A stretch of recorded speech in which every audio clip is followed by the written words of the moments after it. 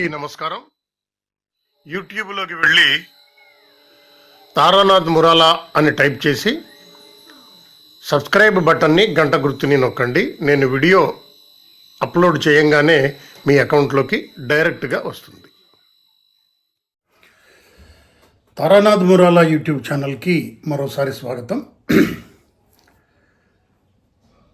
ఈ వేతన చర్చల రేపు జరగబోయే సందర్భంగా వివాదాల కంటే కూడా గతంలో ఏం జరిగింది అన్న 1-2 విషయాలని ఒకసారి గుర్తు చేసుకుందాం అని అనిపించింది.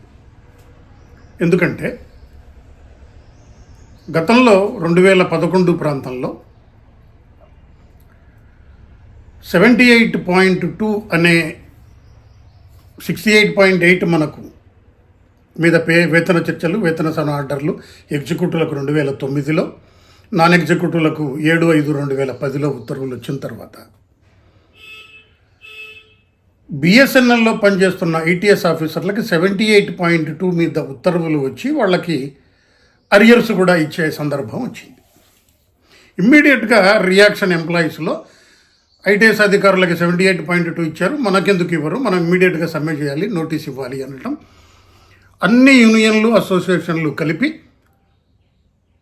సమ్మెలో వెళ్ళిపోతున్నాం బిఎస్ఎన్ఎల్లోని నోటీస్ ఇవ్వటం మీకు గుర్తుండే ఉంటుంది. ఆ సందర్భంగా జరిగిన చర్చల్లో సరే 78.2 ఇస్తాము, మ్యాచింగ్ సేవింగ్స్ కింద మీరు ఏం వదులుకుంటారు అన్న చర్చ మేనేజ్మెంట్ ప్రతిపాదించింది. ఈ మ్యాచింగ్ సేవింగ్స్ అన్న పదం చాలామందికి తెలుసు, లీడర్లుగా ఉన్న వాళ్ళకి కొంతమందికి. ఏంటంటే ఏదన్నా ఎల్ఈపిపి ప్రమోషను ఇంకొకటో XYZ మనకు మానిటరీ బెనిఫిట్ కావాలి అని మనం అడిగే సందర్భాల్లో ఈక్వలెంట్ కాకపోయినా కొన్ని వదులుకోండి, మీరు మొత్తం టోటల్ అయితే ఇంత ఖర్చు అవుద్ది, ప్రభుత్వం ఒప్పుకోకపోవచ్చు, మీరు కొన్ని వదులుకుంటే ఇది ఇస్తాము అన్నట్లు చెప్తారు. దాన్నే మనం మ్యాచింగ్ సేవింగ్స్ అని పిలుస్తుంటాం. పే కమిషన్ మీకు 78.2 ఇవ్వాలి అని అంటే మీరు ఏం వదులుకుంటారు అన్న ప్రతిపాదన వచ్చినప్పుడు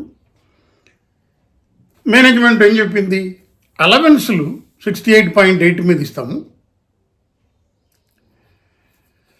బేసిక్ పే మాత్రం 78.2 ఉంటుంది. ఐటీఎస్ అధికారులకు ఇచ్చారు అంటే వాళ్ళు కేంద్ర ప్రభుత్వ ఉద్యోగులు, డెప్యుటేషన్లో ఉన్నారు. కేంద్ర ప్రభుత్వ ఉద్యోగులకి 78.2 వచ్చింది కాబట్టి వాళ్ళకు కూడా వచ్చింది. మీకు ఇవ్వాలంటే మరి బిఎస్ఎన్ఎల్ ఆర్థిక పరిస్థితి ఇవన్నీ దృష్టిలో పెట్టుకోండి. ఈ మ్యాచింగ్ సేవింగ్స్ అయితే అప్పుడు డిఓటీని మనం చెప్పగలం అన్నప్పుడు నాయకత్వాలకి జనాలు ఏమనుకుంటారు, తిట్టుకుంటారేమో అన్న ఒక అనుమానం వచ్చింది. వచ్చి సర్కిల్స్ లెవెల్ నాయకులతో ఇంపార్టెంట్ అనుకున్న వాళ్ళు, కొంత తెలిసి చెప్పగలరు, ఫీడ్బ్యాక్ ఇవ్వగలరు అనుకున్న వాళ్ళతో చర్చలు జరిపారు. చర్చలు జరిగినప్పుడు సందర్భంగా ఏం జరిగింది అనేది నాకు తెలిసిన వ్యక్తిగా నేను చెప్తున్నాను. నేనైతే చెప్పిన సలహా, కళ్ళు మూసుకుని అలవెన్సులు 68.8 మీద ఇస్తానన్నా సరే ఒప్పుకోండి, బేసిక్ పెరుగుతుంది, బేసిక్ పెరిగితే బేసిక్ పెరిగిందంటే ₹10 పెన్షన్ లైఫ్ లాంగ్ వచ్చినట్లు. కాబట్టి బేసిక్ పెరగటం అనేది చాలా ఇంపార్టెంట్ ఇష్యూ. 78.2కు ఒకవేళ అట్లా ప్రతిపాదిస్తే ఒప్పుకోండి అని నేను చెప్పాను. నా సలహా వింటారా వినరా అని కాదు. అలవెన్సులు పాత దాని మీద ఇవ్వటం అనేది వ్యతిరేకత వస్తుందేమో అని అనుమానించాను. బట్ తర్వాత అదే విషయం మీద ఆర్థిక పరిస్థితి మెరుగుపడినప్పుడు ఇస్తాము అని చెప్పటం, హెచ్ఆర్ఏ కూడా మనకు 68.8 ఉండేది, అయితే హెచ్ఆర్ఏ ఇప్పుడు 78.2కు తెచ్చారు. కానీ మెడికల్ ఇటువంటి వాటన్నిటికీ ఇంకా 68.8 మీద ఉన్న బేసిక్ పైననే కొన్ని అలవెన్సులు వస్తున్నాయి. ఇప్పటికీ మారలా.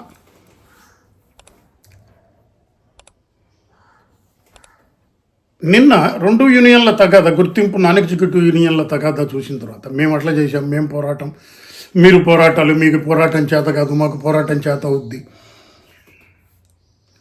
అనేవి చూసిన తర్వాత ఈ గతంలోని ఈ అంశం గుర్తొచ్చింది నాకు. అలవెన్సులు ఇప్పటికీ 68.8 తీసుకుంటున్నాం కదా మనం, అవి మార్చమని కూడా అడగలేదు కదా. అలా అలవెన్సులు ఫ్రీ చేయాలి అన్న ప్రతిపాదనని నేనేం సమర్థించటల్లా. కానీ ప్రస్తుతం బిఎస్ఎన్ఎల్కున్న ఆర్థిక పరిస్థితి దృష్ట్యా గతంలో ఒక పెద్ద లీడర్ ఒక ఆయన ఒక మాట చెప్పేవాడు ఏంటంటే, 100 రూపాయలు మీరు అడిగారు, మేనేజ్మెంట్ మీకు రూపాయి ఇస్తానండి.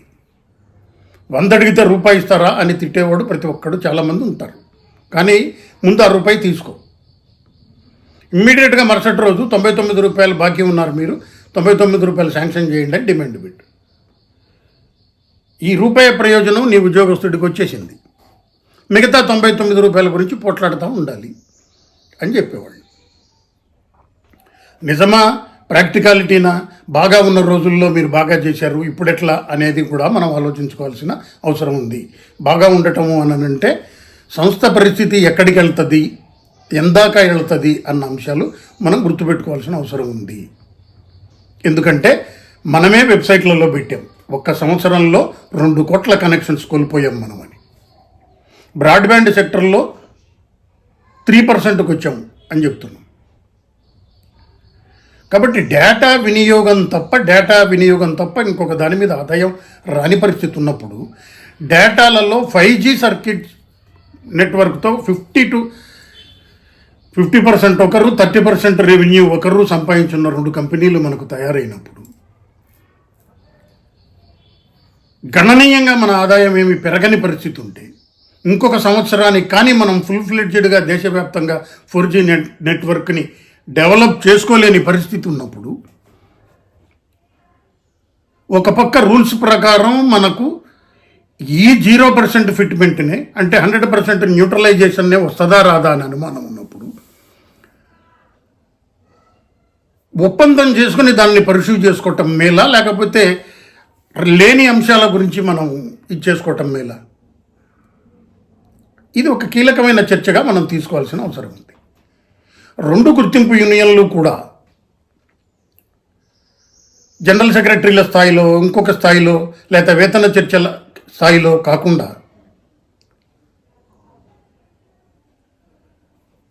ఇంటలెక్చువల్ డిస్కషన్ చేయగల కెపాసిటీ ఉన్న ఒక 4-5 లీడర్లతో కూర్చుని ఇరు వర్గాలు చర్చించుకొని ఏ మేరకు మనం రాజీ పడవచ్చు, ఏ మేరకు మనం పోట్లాడాల్సిన అవసరం ఉంటుంది, ఏ మేరకు ఒప్పందం ఉండాలి, ఏ పాయింట్లు, ఏ కండిషన్లు మనం పెట్టుకోవాలి అన్న విషయం మీద ఒక ఏకాభిప్రాయానికి రాకపోతే మళ్ళీ వేతన చర్చలు ఆగిపోయే ప్రమాదం ఉంటుంది. దాని మూలంగా ఉద్యోగస్తులందరికీ నష్టపోతారు. 5% ప్రతిపాదన అరుణా సౌందరరాజన్ గారు చేసినప్పుడు దాన్ని ఒప్పుకోకపోవటం అనే చారిత్రాత్మక తప్పిదం చేసినందువల్ల దాదాపు 1,62,000 కుటుంబాలకి కొన్ని లక్షల రూపాయలు ఒక్కొక్కరికి నష్టం జరిగినట్లే లెక్క. ఈరోజు వరకు కూడా ఆ నష్టాన్ని భర్తీ చేసుకునే అవకాశం ఇంకా లేదు అనే పరిస్థితికి వచ్చాం. 2018 నాటి పరిస్థితికి ఇప్పటి పరిస్థితికి మనం కంపేర్ చేసుకుంటే. కాబట్టి ఈ రెండింటి నేపథ్యంలో మనం ఎక్కడ రాజీ పడాలి, ఏ విషయాల మీద రాజీ పడకూడదు,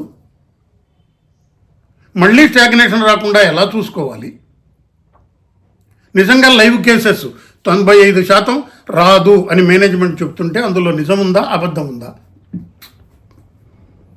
లేదు, లైవ్ ఎగ్జాంపుల్స్ మనం వేజ్ లాస్ ఇటువంటి అంశాల మీద ఎగ్జాంపుల్స్ ఏమన్నా మేనేజ్మెంట్కి చెప్పగలమా? ఈ విషయంలో రాజీ పడొద్దు, ఈ విషయంలో రాజీ పడదాం, ఈ విషయంలో కండిషన్ పెడదాం. ఫ్యూచర్లో సంస్థ ఆర్థిక పరిస్థితి వచ్చినప్పుడు 2007 నాటి అరియర్స్ నుంచి ఈ అరియర్స్ దాకా అన్నీ ఇవ్వాలి. లాంటి కొన్ని కండిషన్లు మనం పెట్టగలిగిన స్థితిలో ఉన్నామా, ఎక్కడ రాజీ పడదాం అన్న విషయాల మీద 2 గుర్తింపు సంఘాలు కొంత రాజీ పడే ధోరణితో, కొంత ప్రాప్తకాలజ్ఞతతో, అంటే భవిష్యత్తును ఊహించి దాని భవిష్యత్తు పరంగా మనం చేయాల్సిన పనులు చేసే క్రమంలో ఆ మేరకు కలిసి చర్చించి ఒక నిర్ణయానికి వస్తాయని, మళ్ళీ వేతన చర్చల్లో ప్రతిష్టంభన ఏర్పడకుండా తెలివిగా ప్రవర్తిస్తారని అందరం ఆశిద్దాం. ధన్యవాదాలు.